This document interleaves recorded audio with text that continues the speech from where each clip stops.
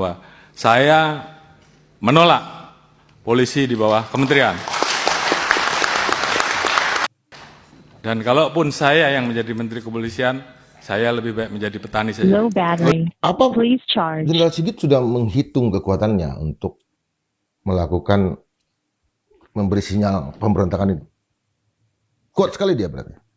Konyol, Presiden Prabowo itu super. Dia kepala pemerintahan, dia kepala negara, dan juga dia Panglima TNI. Panglima tertinggi. Panglima tertinggi. Assalamualaikum warahmatullahi wabarakatuh. Pada video kali ini kita akan mereaksi isu tentang Kapolri yang akan berada di bawah kementerian. Yang menarik, Kapolri menolak isu tentang Kapolri atau kepolisian berada di bawah kementerian. Dan yang lebih menarik, ada dari sebuah podcast diindikasikan bahwa Pak Kapolri ini Low battery.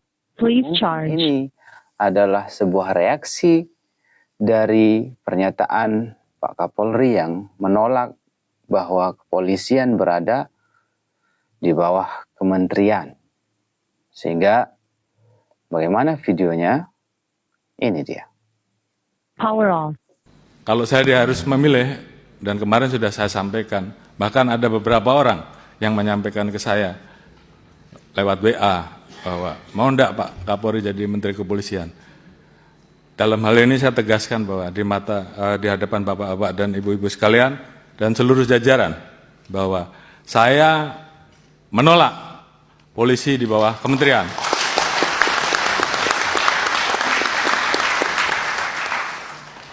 Dan kalaupun saya yang menjadi Menteri Kepolisian, saya lebih baik menjadi petani saja.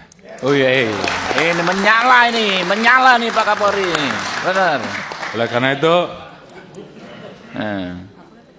saya anggap meletakkan Polri di bawah kementerian sama saja melemahkan institusi Polri, melemahkan negara, dan melemahkan presiden.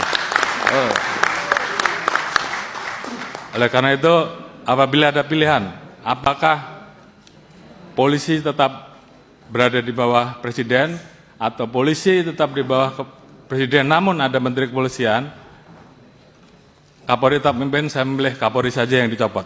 Saya kira itu sebagai bentuk sikap tegas. Dan saya minta seluruh jajaran laksanakan ini. Perjuangkan sampai titik darah penghabisan. Terima kasih. Apa Jenderal Sigit sudah menghitung kekuatannya untuk melakukan memberi sinyal pemberontakan itu? Kuat sekali dia berarti. Konyol, Presiden Prabowo itu super. Dia kepala pemerintahan, dia kepala negara, dan juga dia Panglima TNI.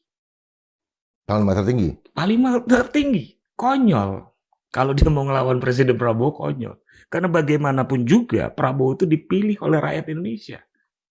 Lebih dari 50%. Di belakang Presiden Prabowo itu ada rakyat Indonesia. Di belakangnya Jenderal Sigit ada siapa? Gitu loh. Ini kan konyol. Gitu loh. Ya, tapi perhitungan itu kan kelihatan ya. Ya. Apa ada memang upaya konsolidasi kekuasaan yang coba dibangun oleh Sigit? Ya kalau saya sih ngelihatnya ini akibat terlalu lamanya institusi Polri merasa superior sehingga yang muncul tuh power tends to corrupt.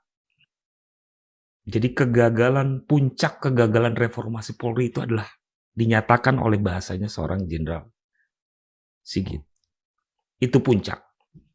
Tadinya saya masih berpikir tidak seperti itu. Tapi ini nggak bisa lagi ditolerir.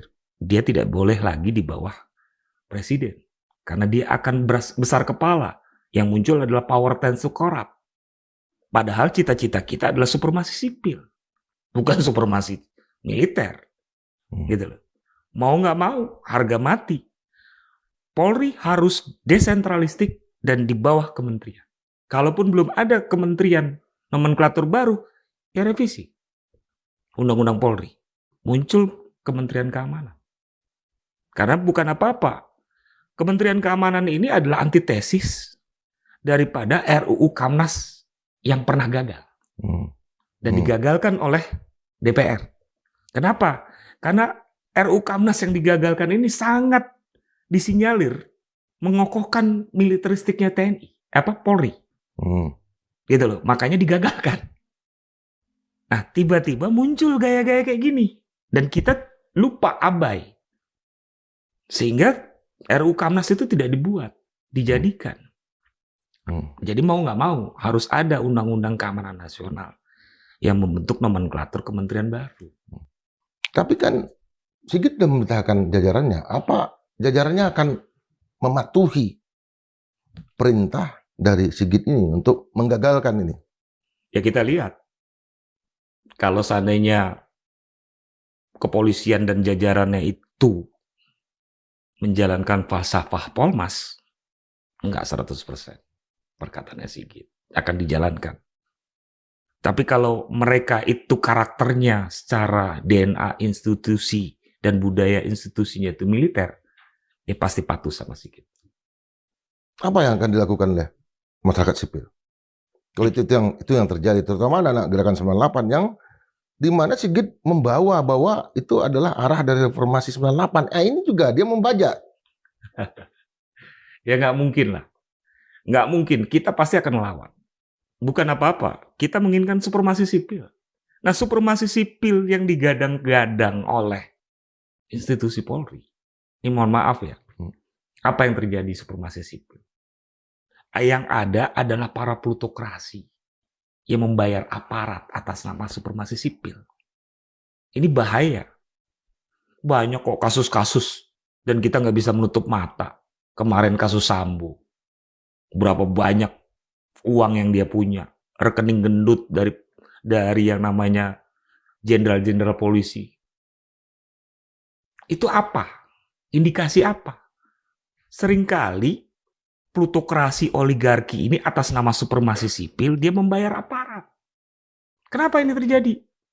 Karena memang pola-polanya Polri dari awal perekrutannya itu sudah jadi rahasia umum. Untuk dari yang namanya prajurit, terus udah gitu bintara, sampai yang namanya perwira, itu kan ada angka.